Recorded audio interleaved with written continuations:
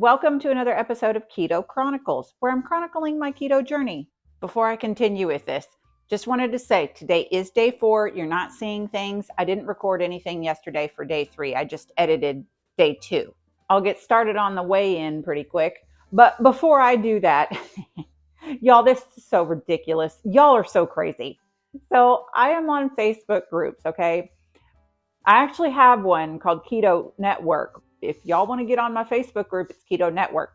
I get notified there all the time. So if you just want to comment or ask a question, I'll be there.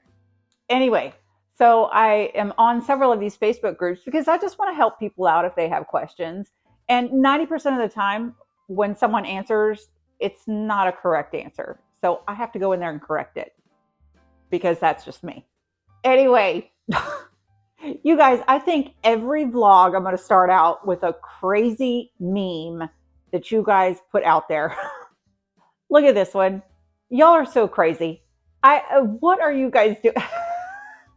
Y'all, it's so funny because it's so true.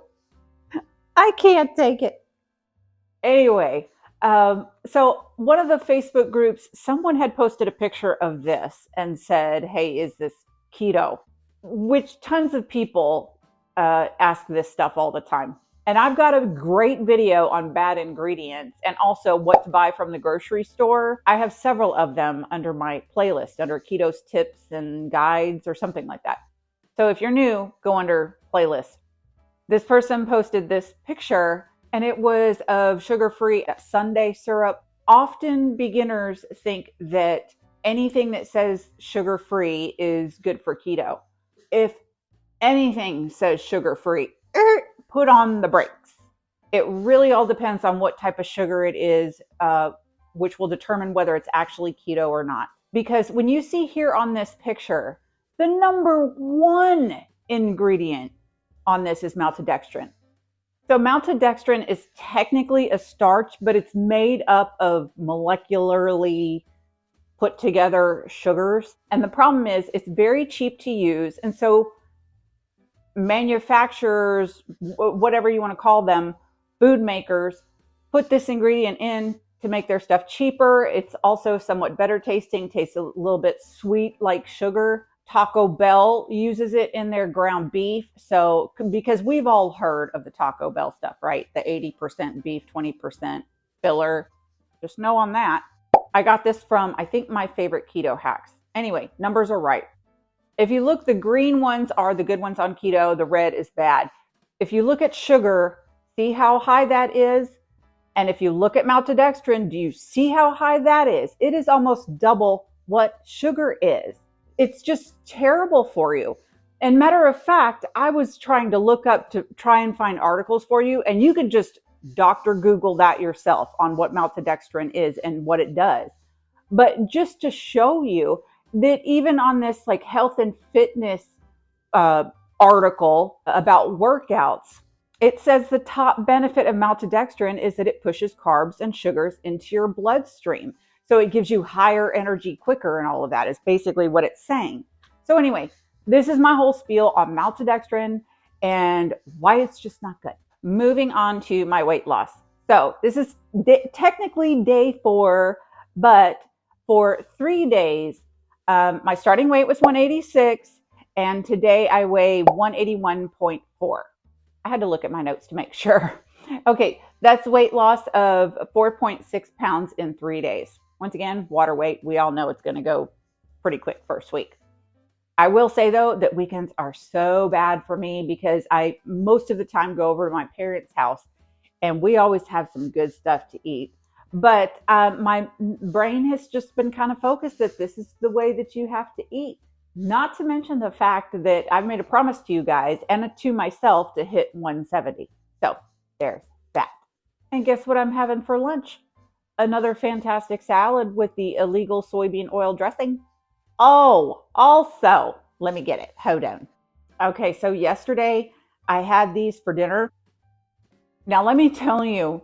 So normally I like to do reviews if I haven't had anything before. I'll want to do them on camera, just so you can see my actual, true, honest reaction to things. Because the peanuts was a bust yesterday, right?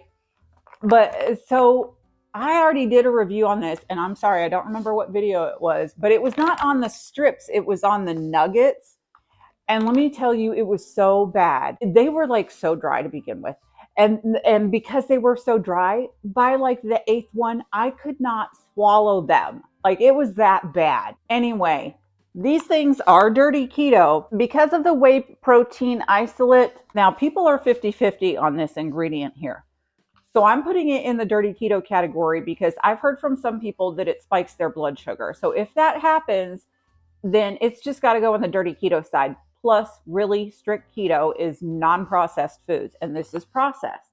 Look at the back of most of your stuff. I'm telling you, it's either soybean oil, maltodextrin, sunflower oil, canola oil. I mean, tell me you've met someone that's absolutely perfectly strict. You can't find them out there.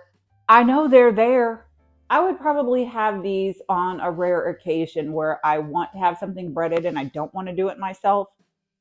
I'd probably do this even when I'm going the more strict route because, I mean, let's face it, there are some things there you just can't get away from anyway. And soybean oil is a very bad thing for me because I'm addicted to it.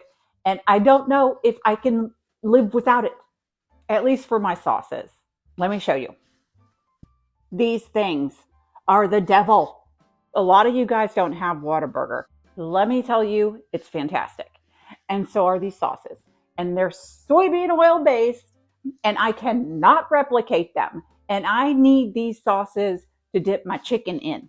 And also, I really can't get away from a lot of dressings like Thousand Island. And yes, thank you to the commenter that was saying you can make your own Thousand Island dressing. And I already have a recipe for that.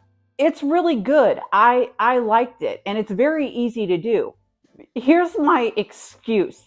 I am so lazy. I don't want to find the mason jar that I put it in. And I don't want to sit there for the 5 minutes to make it right now. Not to, and especially because my illegal dressing is in the fridge. But really, it's just because I don't want to go find the mason jar that you know is in one of those cupboards that has a bunch of stuff in there.